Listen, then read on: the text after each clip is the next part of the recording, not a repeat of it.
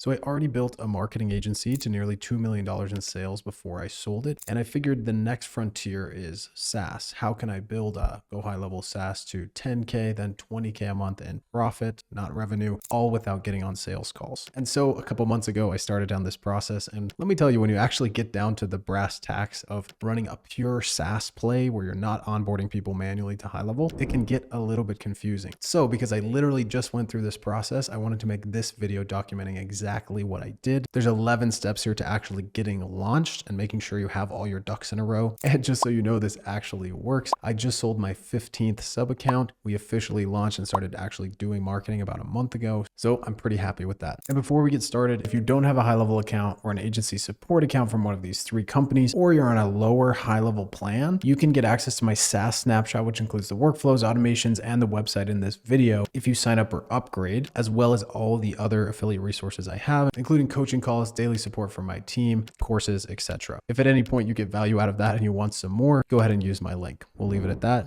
Let's get started. So the first thing you're going to need is a brand and a logo. And I know a lot of people will tell you not to waste your time on this, but I promise you, especially in a marketplace like GHL where everyone's literally selling the exact same product, this is one of the most powerful ways that you can differentiate yourself in the marketplace. So I'm sure you already have some ideas on what to call your SaaS. I know I came up with like 150. This was before ChatGPT when I chose the name for my software, which is Streamline, but you have the benefit of bouncing this off of AI and seeing what you like, and also checking, is the domain name available? Do I have to get a .io or a .net? Is that worth this other brand name? The next step is to get a logo done and a color palette. Now, my favorite resource to use for this is called freelancer.com, and I prefer them over Upwork or any other freelancing platform because they have this feature called contests. So you can literally get hundreds of logo ideas from designers who are trying to win, and a lot of them will be terrible and AI generated and whatever, but there's going to be a good 10 to 20 where people actually try. And I actually found my current long-term designer that I use for everything through one of these contests. So you never know who you're going to find through this kind of thing. And it's dirt cheap. By the way, if you use my link below to sign up for Freelancer, you'll get some credit towards your first project on there. And that brings us to number 2, which is creating your sales funnel. But really this exercise is about getting clear on what you're offering, why, and the few key details of that. When I started, I wanted to create a whole website, which I did. And that was a mistake because I was able to list so much on a website and kind of get distracted by making it pretty and making,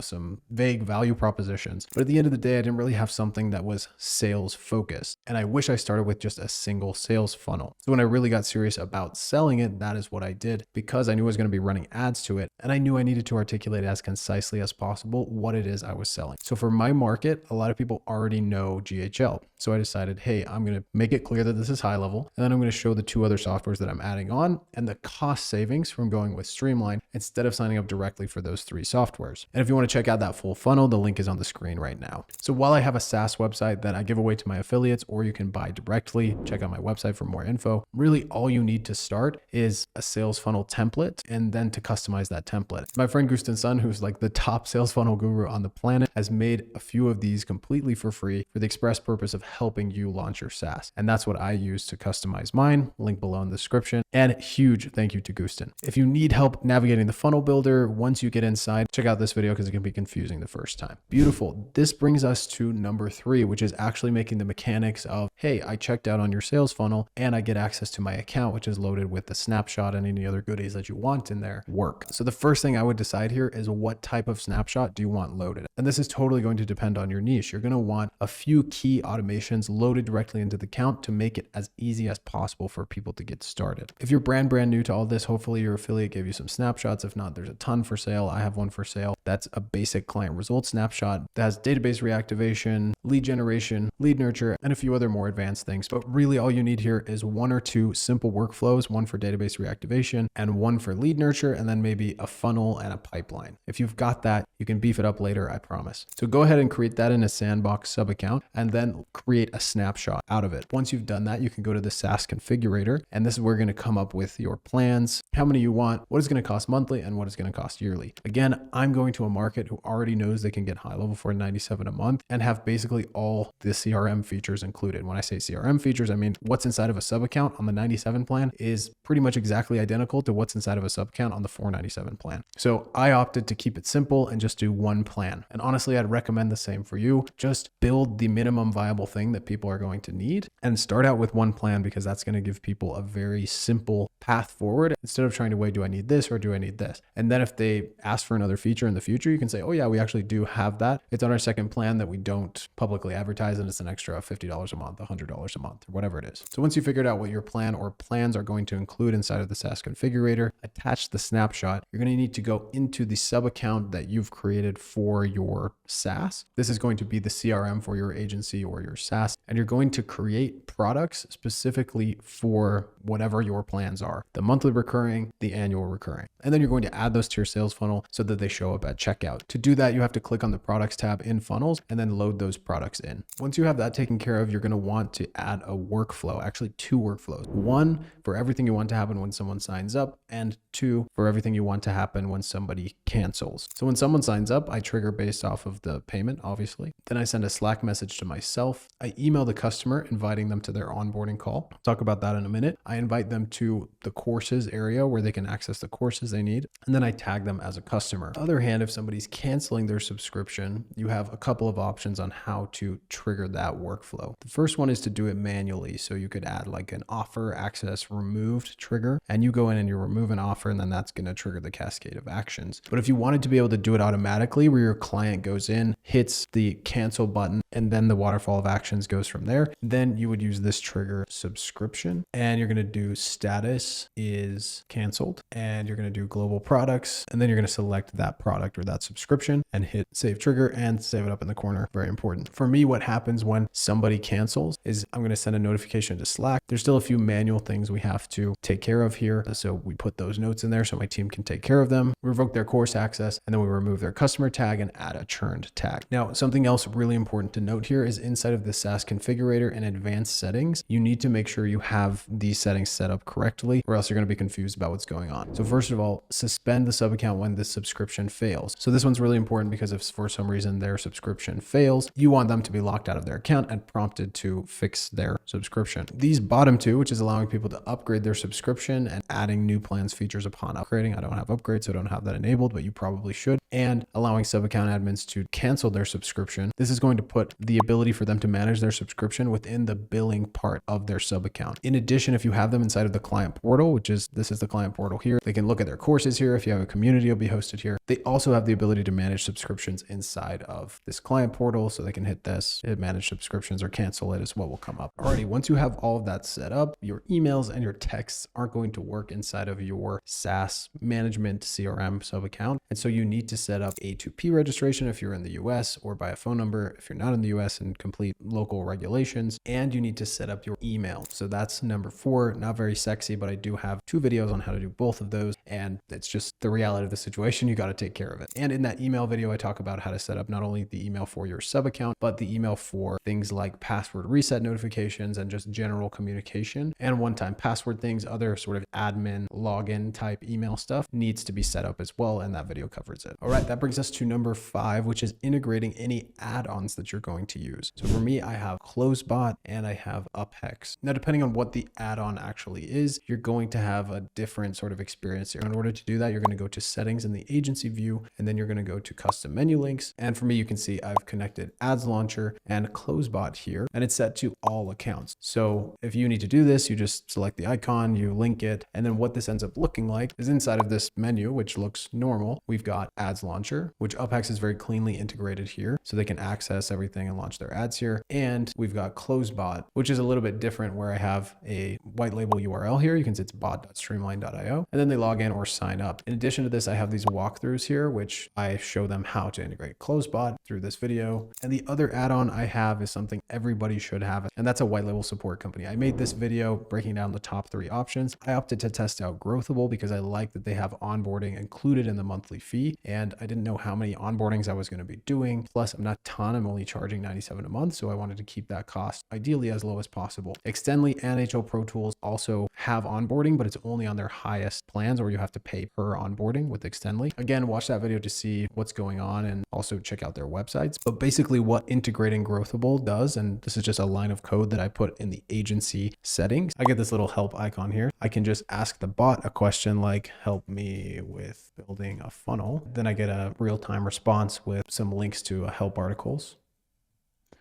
I can also hit this button here and open it in another tab, which is great. And this is what I think is a very slick looking knowledge base that's from Growthable. So people can access all of these here. Guys, it's just essential. Like, you need this type of thing if you're going to be selling SaaS. And then if for some reason they don't get the help that they need from the bot here, they can hit get in touch, and then they can select live chat or leave a message. If I hit live chat, I'm going to be connected with a live support customer, and I can ask my questions here. They'll message back and forth with me and get back to me via email if for some reason they're not able to resolve it right away. The other thing with Growthable is, as I mentioned here, if they finish all of these walkthroughs, what they can do is then book their onboarding call, and they're prompted to do this anyway in the first email I send, and they can just select whatever time works for them. And the Growthable team is actually going to spend on average about 2 hours helping this person get up to speed. So 100% worth what they charge, because I definitely don't want to be on those calls, but also it really helps these people stick because Growthable's done over 10,000 onboardings. They know what is going to help people stay on the software, and you can talk to them about implementing your own things, like implement your own SOP for the onboarding, or you can just follow theirs depending on which plan you're on. If you want to check them out, link below in the description. Beautiful. That brings me to number 6, which is a simple one, but very, very important. And that is filming a demo video. People are going to ask you to book demos, and instead of actually having to get on a call with them, which, remember, this is what we're trying to avoid, I just filmed a video. It's like a 6-minute, hey, this is what's included, this is how it works, and here's some details about the offer that you'll need to know. Just the pitch that you would give them on a call anyway, but you don't have to get on a call, worry about them no showing, worry about all that other stuff. It's just something that allows them to see, oh yes, I want to see further how this is going to work, or no, I'm not really interested in this. And I promise you, you'll thank yourself for making this before you launch, because people are going to start asking for it almost immediately. And so having it ready is awesome. Mine is linked below in the description if you want to watch it. Now, along with a demo, which is to sell the software, once somebody gets on board, obviously there's a lot of steps. And even though there's an onboarding call, there's going to be some people that maybe can't get on the call at a certain time, or they just want to speed run through things themselves. And so having videos explaining the key things that people need when they sign up for your software is crucial. Just like I showed with the close bot, hey, here's how to use this, and the UpX, here's how to use this. I'm also working on integrating things like, here's how to set up your phone number, here's how to set up your email, here's how to connect your domain, which by the way is a really, really important part of people sticking on the software. And here's how to connect your socials so you can use a social planner and get Facebook and Instagram messages, etc. You get the idea, the basic setup stuff. You could make these videos yourself, which isn't that tough. Get a Loom subscription, film some videos, upload them to a funnel, and then iframe that funnel as a custom menu link, or just include it inside of the courses area, or both, which is what I did. Or you can use my friend's company, which is called the GHL University. And what he's done is created an entire set of videos going over every single thing people need to know. So it's sort of like an add-on to the knowledge base. Is like, hey, I have this question, I'm going to read the article on this. In this case, it's like, hey, these are the onboarding things that you definitely need to get done in this order. And they don't need to watch every single one of them, but these are really, really good. And you can get 50% off with my link, which is down below. Totally worth it if you want help onboarding people and you want kind of a cost-effective solution for that. Also, stick around to the end because I'm going to show you something really cool where I'm kind of gluing all these things together instead of a custom launchpad experience, which really helps people get started on the right foot, understand everything that's offered, and ultimately not churn, which is the entire idea. 2 more things to mention. The GHL University that I mentioned, you can put that inside of a course that people access in the members area, or you can put it inside of a custom menu link like I did with those videos I showed you previously. And one last thing to mention here is you're going to be tempted to let people onboard themselves, not have calls, cheap out, and not have somebody help them. You need to onboard people, or you need to have a team that onboards them with calls. The entire point of this is that you're getting them up and running. You're putting some upfront work so that these people stick long term. I promise you, you're going to have higher churn if you don't do this. I know some people, one friend in particular, who kind kind of combines the onboarding and the sales call together. So when he gets on a call with somebody and he talks to them about what their goals are, he says, great, well, what we can do is do this and this. He just sells review requests. He gets everything set up and then he says, great, we need to add a payment method. And that's a really genius way of getting everything done while also getting them to sign up. So that could be an option for you. But if you want people to sign up and then have the onboarding call, also an option. Highly recommend Growthable, HL Pro Tools, or Extendly for that, depending on where you're at and what you want in your onboarding experience, how much you're charging, what kind of clients you're working with, etc. Number 8 is creating an affiliate program so that people can get paid to refer you. And I promise